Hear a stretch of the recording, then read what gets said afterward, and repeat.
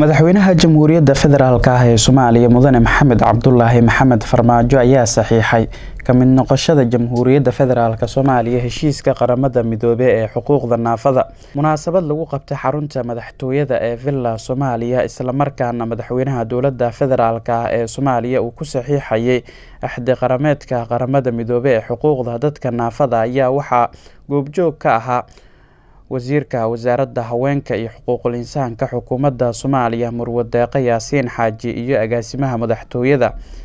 Soomaaliya Dr. Nuur Diiriye. Wasiirka haweenka iyo xuquuqul insaanka xukuumadda federaalka ah ee Soomaaliya ayaa warbaahinta waxa ay u sheegtay inay kaga mahadcelinayso dadaalada joogtada ah ee dowladdu ugu jirto diyaarinta shuruucda iyo yagleelidda hay-adaha xaqsiinta dadka nugul. waxayna golaha shacabka iyo golaha aqalka sare ay kaga mahadcelisay akhrinta iyo falanqeynta iyo ansixinta heshiiskan waxtarka u leh hay-adda naafada qaranka Soomaaliyeed. Dowladda federaalka ah ee Soomaaliya ayaa ogolaatay bishii Oktoobar ee sanadkii 2018 ka mid noqoshada axdiga xuquuqda dadka naafada ah kadib markii wasiirka haweenka iyo xuquuqul insaanka xukuumaddu ay saxiixday axdigan isla markaana ay ku saxiixday xarunta qaramada midoobay ee magaalada New York. maanta waxaa alla mahadiis ah in madaxweynuhu uu saxiixo axdiga qaramada midoobay ee xuquuqda dadka naafada ah Soomaaliya Oktoobar 2 oo sanadkii hore ayaan dowladda Soomaaliya wasaaradda u saxiixay si taasna waxay ahayd ballanqaad ay Soomaaliya suubinaysa inay rabto inay ka mid noqoto habraac ayaa jiro oo loo maro axdiyada xuquuqda oo qaramada midoobay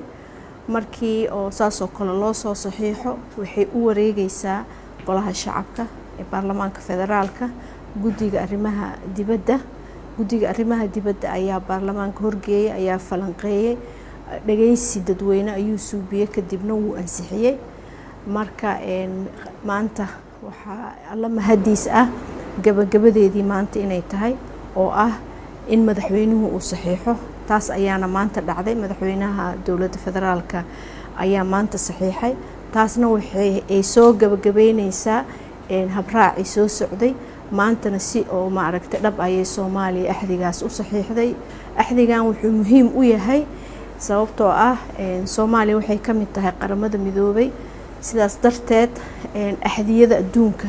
in laga mid noqdo waa muhiim.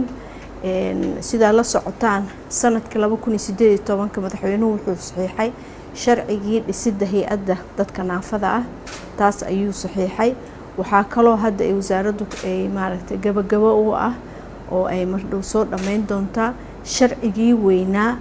ee xuquuqda dadka naafada ah kaas oo taaban doono dhinacyo badan dhinaca caafimaadka dhinaca waxbarashada xuquuqdooda shaqada marka waxay noqonaysaa sharci weyn oo arrimahaas oo dhan maaragtay ka shaqeeya taasna way soo dhammaan doontaa. Yuusuf Maxamed Axmed, Galmudug TV, Muqdisho.